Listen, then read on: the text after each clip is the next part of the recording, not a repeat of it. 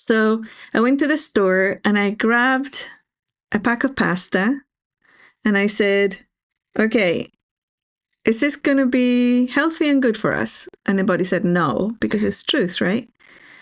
No, I said, shall we buy this? I said, yes. Yes. And then I said, is it going to be healthy for us? And it said no. And then I kind of figured out that it was like, no, not quite, no. So there was some wiggle room there. So I said, okay, so what if when we cook it, I eat half of this pack? And it said, no, it's not good. It's not healthy. It's not going to be good for us. What about a quarter? If I eat a quarter of this pack? And it said, yeah, we can eat a quarter and it's not going to be unhealthy for us. I was like, OMG. Because it's truth in it, see?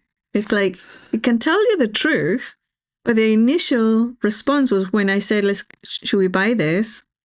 Oh, yes. It's good for us, No. No, it's good for us, yes. It's healthy for us, no. Welcome to the Driving to the Rest podcast. This is Inelia. And this is Larry. Just a quick note. If you're hearing this, you're on our free feed, which means you'll only get the first part of this conversation. To access the rest, go drivingtotherest.com and subscribe to the Wisdom Keeper Hour. Join us and our expert panelists for detailed insights and the after party where you're invited to join in the conversation. Head over to drivingtotherez.com and become a subscriber. Your subscription keeps this podcast ad-free and helps us keep the lights on and maybe even get a decent cup of coffee. More importantly, it connects you with the community of passionate wisdom keepers like yourself. So if you're ready to go deeper, join us at drivingtotherez.com and support the journey.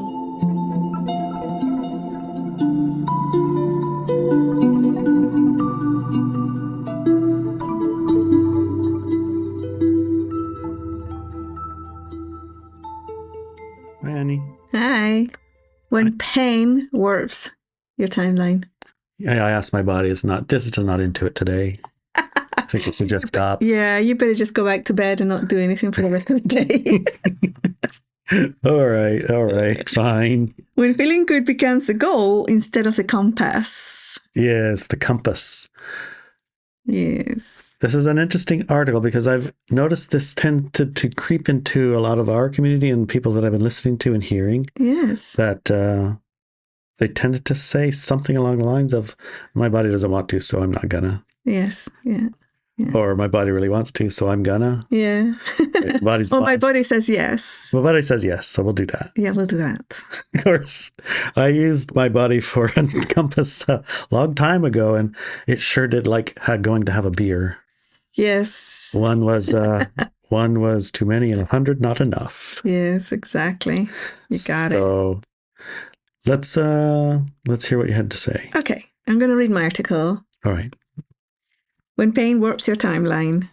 Oh my gosh. Well, I talked about, that title is specific because when we make decisions, especially major decisions, right, there's a split in a timeline, right? Depending on what decision you make, then you have two timelines out of that major decision.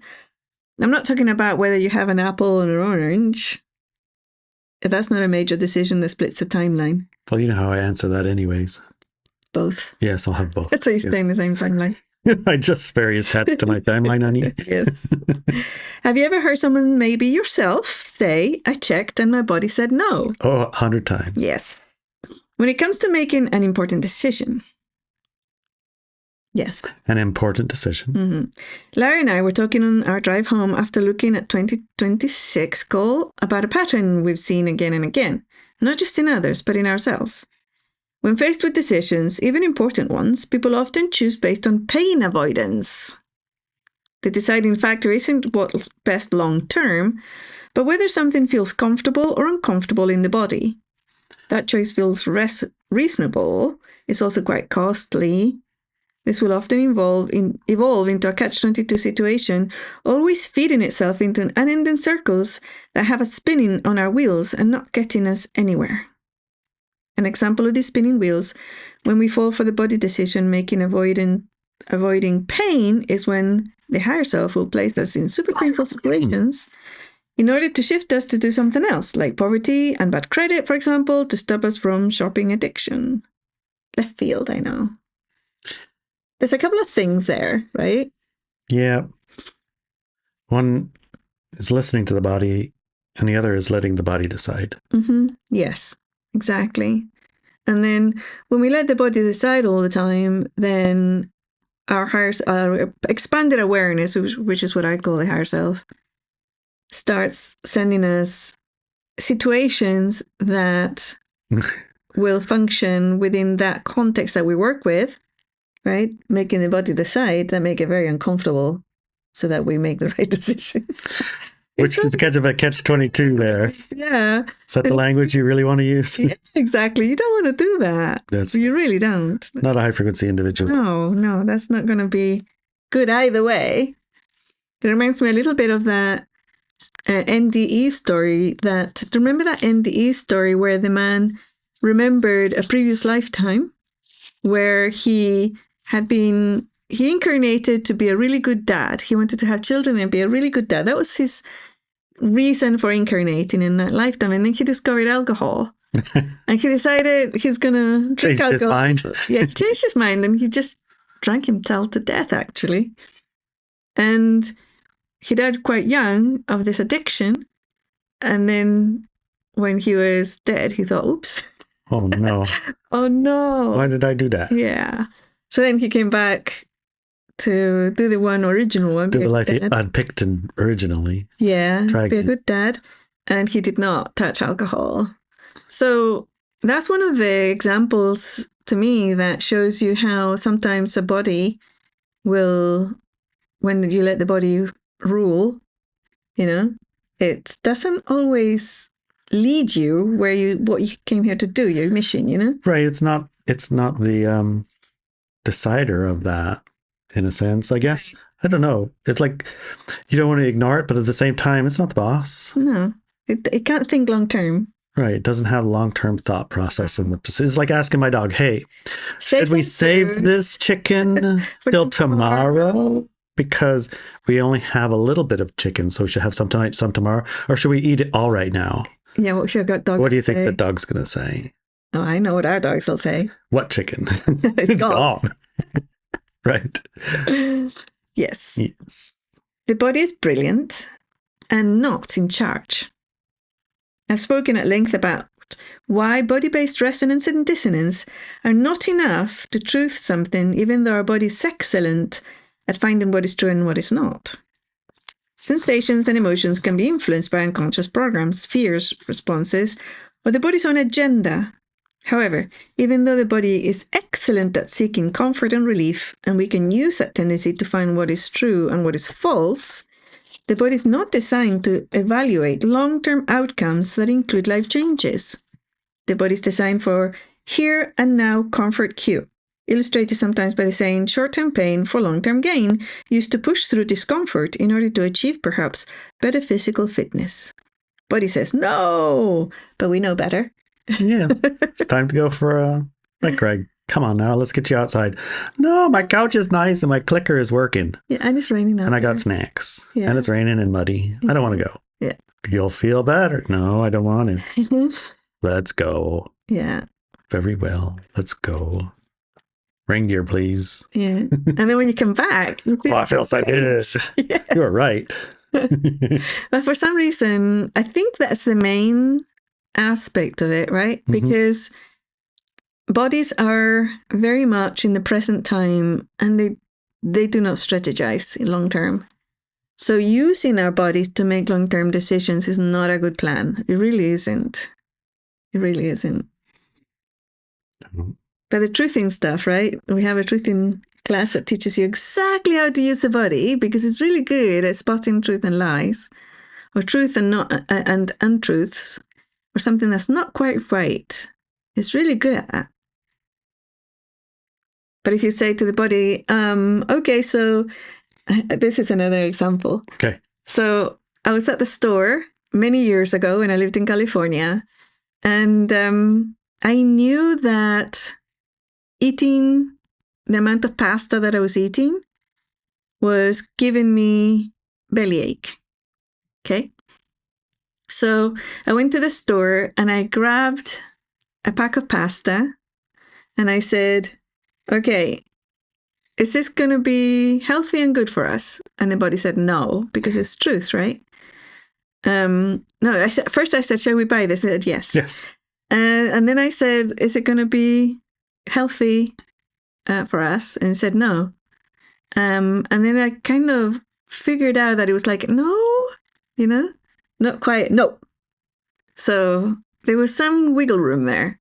So I said, okay, so what if when we cook it, I eat half of this pack? And it said, no, it's not good. It's not healthy. It's not going to be good for us. What about a quarter? If I eat a quarter of this pack? And it said, yeah, we can eat a quarter and it's not going to be unhealthy for us. And I was like, OMG. Because it's truth in it, see? It's like, it can tell you the truth, but the initial response was when I said, should we buy this? Oh, yes. It's good for us, No. No, it's good for us, yes. It's healthy for us, no. Not good. Well, yeah, that's what I said. Yeah. So should we get this? Yes. It would be delicious. Yes, we should get exactly. that. Yeah. Is it going to be good for us? No. No. How about half of it? No. How about a quarter of it? Yeah. We can do a half. Yeah. We can do a quarter. A quarter's good. Yeah. That's not going to harm us. So we've got information from our body. Is our body the boss of that decision still? Information, but we make the decision, right? But we have to really pinpoint the data that it gives us. We need some precision. Yeah, a lot of precision. Not just using my body for my excuse for whatever. Right. Because that's usually just excuses, like you said. Usually, yeah. I can just, hey, you can't argue with my body. My body said I'm doing it, and so I ain't doing it. Yeah. Okay, well, how about you? Mm-hmm. It makes a real complicated conversation when it's four of us talking to each other, and there's only two people. My body thinks you should. Oh, yeah. Well, my body doesn't want to. My higher self is pretty sure. Oh, yeah. Well, my higher self listens to my body. How about yours? Well, my body listens to my higher self. No, I don't know who listens to who here. Yes. That can get complicated. It can, yeah. That conversation between four people reminds me another story I have. All right, tell me. So this story happened in Spain. And there was this lady, a friend of ours, and she was really beautiful Spanish woman, right? From south of Spain. And we were out, and my sister, it was actually my sister's friend, but I was also friends with her. And we were out, and then we saw this guy coming towards us, and he was a bad person. He was like shady, right, in a club. Not a club, like it's kind of a club bar thing in Seville. Anyway, so he comes over, and we can tell he's bad news. And she looks at him, and she's like nearly like salivating, Because she likes bad news boys? No, she doesn't. She's like, she doesn't like that type of guy at all, right? And she's like, she said, we got to leave. And I said, what's going on? And she said, well, I think, my body really wants to shag that guy. I told you. and my soul does not. I mean, my soul hates that guy, hates him, like really hates him. And I was looking at them, and their bodies had been, in a previous lifetime, they'd been together and they liked each other a lot. Yeah. But their souls had not been in those bodies at the time, and they were enemies. Their souls had been with other bodies. Oh, I see. And they were enemies. Wow. Right? That'll be a spicy relationship, won't it? No, she walked away, man. Well, it would have been. That would have been on like it would have been on like Donkey Kong. Oh my gosh. And I mentioned the things, that I could see, and she's like, that makes perfect sense. Like people we used to hang out with, they were quite awake and they knew these things, incarnation and reincarnation, all that stuff. And it was so clear. So that conversation of like body to body and soul to soul and soul to body and soul to body. I mean, yeah, it's can get very complicated. Very complicated in this room. Yeah. I don't know. I had never followed up. I wondered if she actually got together with that guy or not, but I don't think so. That night she didn't. But she was probably thinking about him. Oh yeah, absolutely. Okay. Yeah, so another dramatic example of substance addiction, the body prioritizes numbness or pleasure despite the soul knowing the long-term consequences can be catastrophic. Yeah. The body will tell the person that the truth is that if they have a few drinks, their pleasure and comfort will increase. Yes, it's true. A short-term pleasure for a long-term gain. Long-term gain. Long-term pain, again, an instance where the body doesn't see long-term results as relevant. That's what you said, when we started. For many years, your body was the driver's seat of, let's have a few beers. And then you wake up somewhere. Yeah, my soul would have a little argument about it, but I'd give up quite fast. Yeah. Because the body can be pretty convincing. Oh, yeah. The body can be very convincing. It is. And when it doesn't get its own way, it can be very uncomfortable. It can make you very uncomfortable too, yes. Mm-hmm. Yeah. It can be a little bit of a bossy. A quieter example is turning down a better job because being the new person feels uncomfortable, even though staying puts limits on the person's growth and career. The body is telling the truth when saying that staying with what is familiar is less stressful in the short term. The body can't see long term, right? Yeah, it's like the dogs that will absolutely not save the chicken for tomorrow. If I have, what about the dogs that bury their bones? Well, they're stuffed and they're not saving it for tomorrow. They just don't want anybody else to get it. It has nothing to do with saving it for later. It's like nobody else get this. I'm hiding it. That way. Yeah, I thought it was because I would eat it if I could, but my stomach is too full, so I have to hide it so nobody else eats it. Yeah, that makes sense now, huh? Yes, you can watch Phoebe do that. And even though she's not hungry, if the cats come on the couch, she has to gobble it up or else the cat will get it. It has nothing to do with herself. Yeah, it does. It's just to keep it away from them. It's right now problem. Okay, why feeling good was never meant to make life decisions? Well, we have to think about life in terms of body life and soul life and what the soul brings to life, right? Mm-hmm. Because we have fish, we have other animals, let's just say other animal bodies, and they all seem to have some form of life decision ability, but it's more like go where the food is kind of life decision. Go where the girls are, or vice versa, the boys are going to be, or, that kind of an immediate thing. It's not like, we got too many bodies here. We need to spread out. There's automatic pilot things that make these life decisions for bodies. Yeah. And soul brings the long-term strategy to the bodies. We will stash stuff. I mean, just read it. Okay. I use body sensation as a guidance system in very limited ways. It helps me find lost objects or navigate while driving without an address. For that, it's precise and useful. But it does not work for life decisions. Change is uncomfortable. Growth disrupts equilibrium. New directions activate fear and uncertainty in the body. If comfort were the deciding factor, no meaningful transformation would ever occur. Why does pain avoidance feel intelligent and responsible, though?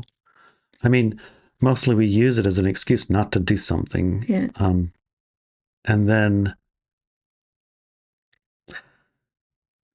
Well, there's a few things. One of them, and I think we're going to go into them too, but one of the things is that this is the way we've been programmed from when we were kids. Right. There is some of that because some generations were raised differently, right? Yeah.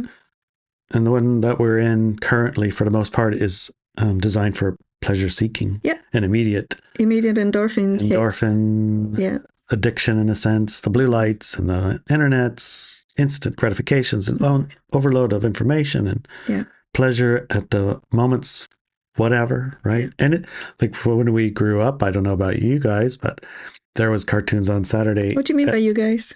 Who was listening? Okay. There was cartoons from 9 o'clock till 11 or something like that on Saturday morning. Or maybe it was 7 o'clock. I don't know what time it was in the morning. I can't remember. Yeah. But there was a very, very short window. Yes. And it was on Saturday. And if you missed it, it's over for the entire week, there isn't going to be cartoons on the TV, period. Right. Unless it's Christmas sometimes they'll have a Christmas cartoon in the afternoon or evening. It's like, but you had to be there. Called Charlie Brown. And the Charlie Browns were so dumb. I hated them. I don't like it, but at least it's a cartoon. Nowadays, I mean, there's more channels of cartoons than you could even think of. You could literally have Saturday morning, 24 hours a day, 7 days a week for the rest of your life and not run out. Yeah. And not have to watch something twice even. Not even once. Not even once rewatch. Yeah. So it's a different world, right? Mm-hmm. And I think bodies had a little bit more backseat, maybe. Yes, definitely backseat. And now they've been pushed to the front. Mm-hmm. And the push on your body to the front in the decision-making process is a manipulation. Oh, definitely, yeah. Of control. Yeah. Okay.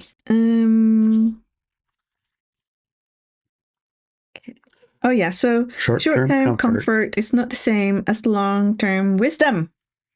The phrase, the path of least resistance, often gets misused. What people actually follow is the path of least comfort. Least discomfort or least comfort? Sorry, discomfort. Yes. Although sometimes comfort too. Just most comfort, least discomfort. Yeah, that's it. Yeah. Because change triggers resistance in the body, the mind, and even our co-creators, choosing comfort often results in standing still. The familiar feels safer than the unknown, even when it leads nowhere. Quote, I wanted to move to a high-frequency community, but it rains there all the time, and my body can't stand the rain. Unquote. Yes. We've heard that so many times. Yeah. And okay, it does rain, but it has zero effect on connecting with high-frequency community. Right. It doesn't rain all the time either. Don't tell them that. Everybody will move here. They know it's sunny. That's fine. It is sunny. I know. I'm just kidding. Kidding. Basing the entire decision of where to live on body comfort disregards the entirety of their experience and relationship with their community. Figuring out when it's fear or pain or rain making the decision or an intuitive guidance system is a fine line. Let's learn how to discern what is what when it comes to body discomfort. Because it can be a guidance system, like we mentioned earlier, right? So if the body prioritizes relief, how do you override that for wisdom? The body is wired to reduce pain and avoid stress. Discomfort signals danger. The instruction is simple. Stop, withdraw, avoid. The system is essential for survival. It's not designed for strategic decision-making. That's the difference. Yeah, use it for what it's good for and, not like ignore it, but it's like understand that that's where its point of view comes from. Yes. Right now, immediately, this information is about how I'm going to feel right now. Exactly. Right? Yeah. Okay, so what about in a week or a month? How am I going to be in a week or a month? That's different. That's different, yeah. That's how you move into the wisdom. When the body leads, long-term considerations disappear. In our present society, we're taught and wired for instant gratification and endorphin hits. Breaking through the discomfort of change is not something that is encouraged or taught in school. And even the places that teach it, like boot camp in the armed forces, it is done in ways that also include brainwashing and following orders that push us past our humaneness. Or cramming for exams, final exams. Harsh and hard and uncomfortable, but teaches short-term memory of useless data over long-term wisdom or discernment. In other words, our society does not teach us any high-frequency reason or way to push past discomfort in order to see a clear long-term road ahead. But you teach it? Yes. Yes, we do. Ta-da! Wisdom sees further than sensation. The body can provide valuable data, but only when framed correctly. Sensations help refine questions. They do not provide answers. Wisdom holds context. It sees timing, consequence, and trajectory. When wisdom leads, the body eventually recalibrates. We have to take this into consideration when dealing with body discomforts as we make our long-term decisions. One of the reasons why bodies react so heavily to long-term decisions that require change is another aspect of society that is encouraged to disempower us. Where is the aspect of teaching people to make decisions on their own, or their spouse if they're married, not as a group or tribe? Group or tribe decision-making is so corrupted in society that we have been taught to distrust it absolutely. Huge financial intellectual investments go into manipulating decision-making of leaders and groups of people, that making them think that they're making good long-term decisions, when in fact, the decisions were made for them. And yes, those manipulations are all comfort-discomfort based. All our bodies are involved in this: emotional, mental, ego, energy, as well as physical.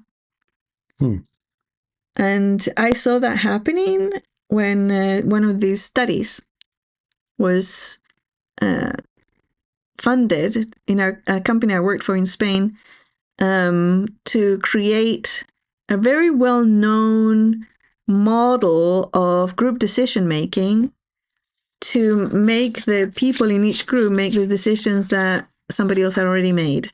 And I'm going to talk about that on our private hour because it has confidential information in it. All right. Second hour. If you don't know what that is, drivingtotheres.com. drivingtotheres.com. Get into the Wisdom Seeker, Wisdom Keeper hour. Yeah. Okay. I'm not giving us an out or excuses for letting the seeking of comfort and pleasure be our main decision-making tool. I'm bringing this information into awareness so that we can understand what's happening and we can pivot from our previous disabling habits and into empowered ones. Let's understand what we're doing and not fall for the blame game here. Because often when I talk about these things, education, society, religion, programs that are designed to nudge people in a certain way, all those things, we can immediately start going into the victim-aggressor and start blaming others for what we do.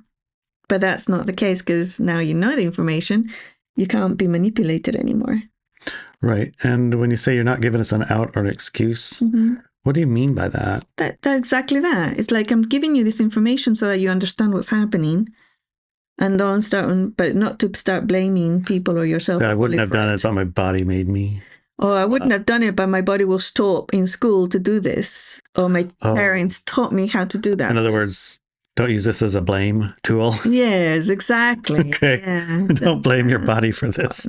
And don't blame your parents. Or your parents and everything. Or your school. Or the schooling you have. Yeah. Because you have the information now. Exactly. And you found it. Yeah, exactly.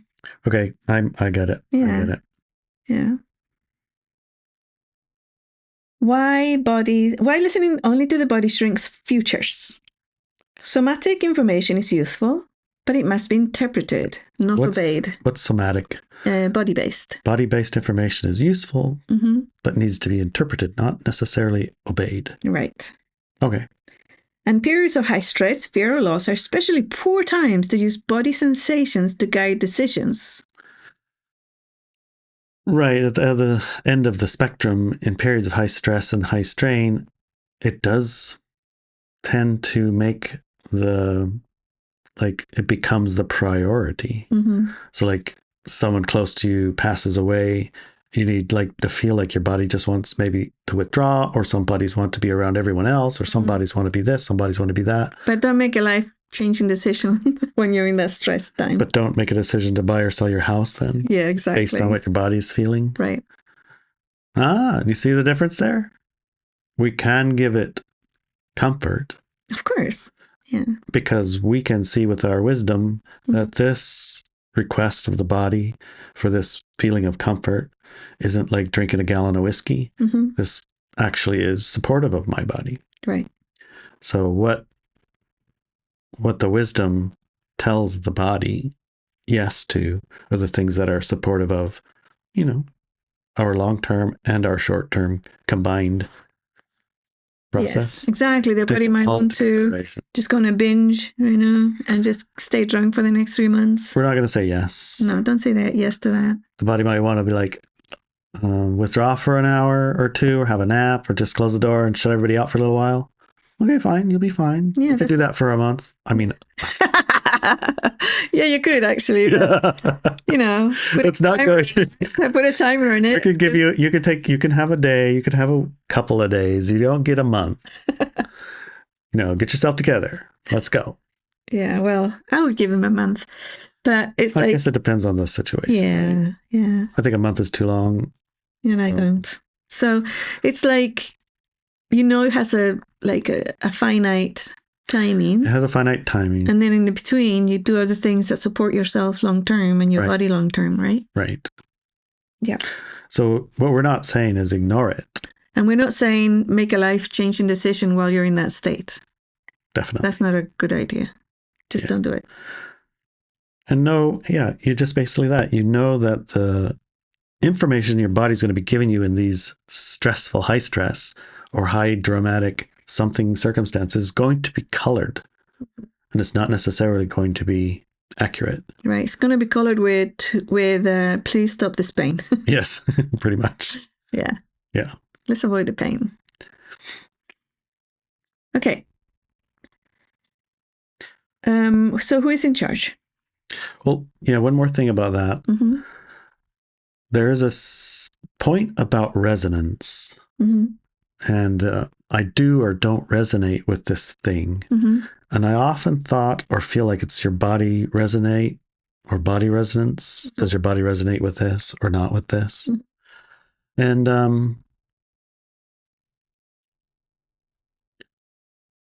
I can see at some times in my life, does your body resonate with this tall, cold glass of beer? Mm-hmm. And it says, oh, yes. And that's something like using your body for making a choice, but it's not exactly the same, or is it? How is resonance? Because that's the other thing I hear. Do you resonate? Oh yeah, I resonate with that. Mm-hmm. I don't resonate with that. I'm not doing that. So is that them using their body as the resonance tool, or is that a wisdom, higher self resonance tool, or how do you differentiate? I have a class called Truthing, and I go into great detail about what resonance means and where it comes from and when to use it and when not to use it and how to use it. So that explains a whole bunch of stuff. Like a summary of it without the tools would be a resonance can come in from a negative program. It could be being filtered through a negative program, for example. And so that resonance wouldn't be positive or high frequency for the person, even though it's resonating for the person, it's not a good thing for them to do it. And vice versa. Using high frequency experience as the litmus. Yeah. So, and vice versa. So something that does not resonate for the body, like we were talking here, could be because there's a program or fear or something. So it's not resonating for them to take the new job, even though it is actually the high frequency choice for growth. Right. So don't switch resonating for my body says it don't want to. Well, I don't resonate with that. Yeah. Right. Yeah. So that's one of these keys, is that one of the hard things for most people to do is consistently make what would be called high frequency choices using the tools that they have at their disposal, because, well, we have a lot of interferences, right? Yeah. Yeah, so that class teaches you how to get through all the interferences and programs. The detoxing class does too. I think the detoxifying your life class probably hits on a lot of the influences that have brought you to a lower resonating frequency choice pattern, right? Or blaming your body for saying yes and no thingies. Mm-hmm. Is the toxins that we're kind of like exposed to and that maybe we're not aware of enough to detox from. Yeah. Including entities or chemicals, Chemicals. Yes, all indeed. Kinds of things. Good point. Yeah. An example of that would be an acquaintance of ours came for some advice, and this person is like an author and had a huge influence on many, many people. And when she went into a crisis mode, and when she came for me for help, and I said, you need to stop drinking alcohol. And she said, but I only have a couple of glasses a week. I'm not going to give up on that. That's one of my only pleasures in life. Like the angel in the movie we watched. He was smoking. Yes, exactly. No, Giving up smoking. I'm not giving up smoking. That's the all I've got. I'm not stopping. Yeah, exactly like that. Yes, exactly. And I said, well, 2 glasses a week, really? And she said, well, maybe a glass a night or something before bed. So already we're at 7. Yes, exactly. And 2 is probably more like 14. Yeah. And 2 is probably like, and I said, finish the bottle. I said, and listen, 2 is, that glass has gotten awfully large lately. I said, there's nothing I can do to help you. Yeah. Or advise you to do. There's absolutely nothing until you give up that alcohol. Once you give up the alcohol, you call me back. I think it's been a few years now. I think she checked in a few times, but I don't think she was able to drop that. No, every time I asked her, because that's right. She came in for advice again and says, did you complete the homework? What homework? Giving up alcohol? No. And that would be it. Yeah. But so, yeah, that's one of those situations for toxins. The toxin actually rules the day. Yes. At a body level. That rules even takes over the wisdom decisions. It's just like, it somehow drowns it out. Yeah, it does. Yeah. And if you could detoxify from those things, then you can hear again. Yeah. When you can hear again, then you can say, no, we're not having a beer. It doesn't actually look good even. A tall, cold glass of no, thank you. Yes. I watched one of my friends. He said his wife would give her all the money for the whole year from catching fish. Uh-huh. Then she'd give him, I don't know, $4 a day or something, because otherwise he'd blow it, right? Oh my gosh. And she said the other thing that he had to do is he couldn't drink more than 2 beers a day. That's it. Mm-hmm. And man, oh man. When you think of 2 beers, you think of 2 cans of beer. Uh-huh. He found 2 cans of beer that were, because a normal can of beer is like 12 ounces. He found 40 ounce 1 can. And then a normal beer has like 3 or 4% alcohol. He found ones with 14% alcohol. So you got around it. He would only buy 2 beers, but they were giant. Oh my God. And they had 5 times the alcohol of a normal beer. But he would only have 2. Right. Oh my God. Like, I don't think that was... Or like the alcoholics that drink vodka because it means water in Russian. Yes. Okay. That's not funny. It's not funny, but it is kind of funny because it's one of those things. It's so predominant in our society, in almost every society. Yes. And it's so destructive all the same time. Mm-hmm. I remember when I was drinking and people would say this kind of thing, but like, blah, blah, blah, blah, blah. I don't want to hear it. Right? Yeah. But it's true. It's true. Yeah. So who's in charge? Who's in charge? Exactly. The body is an extraordinary instrument for navigating a physical world. It is fast, sensitive, and deeply invested in survival. Very good at it. But it was never meant for long-term strategists. Right. Long-term strategist was more like body collective. Yes. Body collectives like, go too warm. Go south, my child.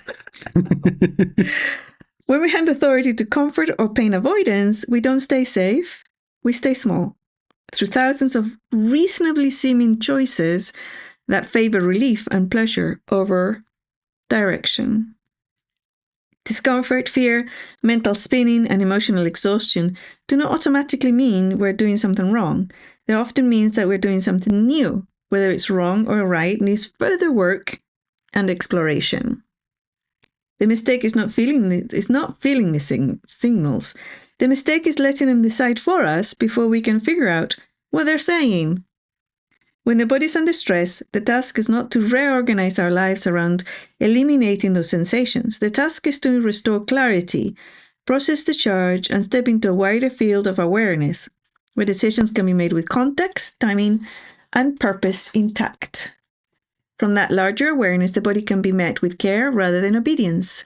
Comfort can follow, but it does not lead. Remission and long-term goals don't respond to how comfortable we feel and how much pleasure we're getting moment to moment. High-frequency reality responds to who's in charge. Make sure it's you. Make sure it's you. Yeah. I love it. So there were a couple of things I wanted to end with. One of them were, some conclusions.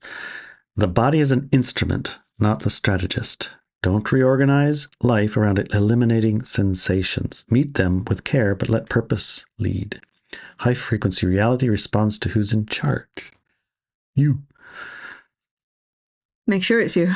Comfort follows wisdom, not the other way around. Yes. I think that's super valuable. Yes.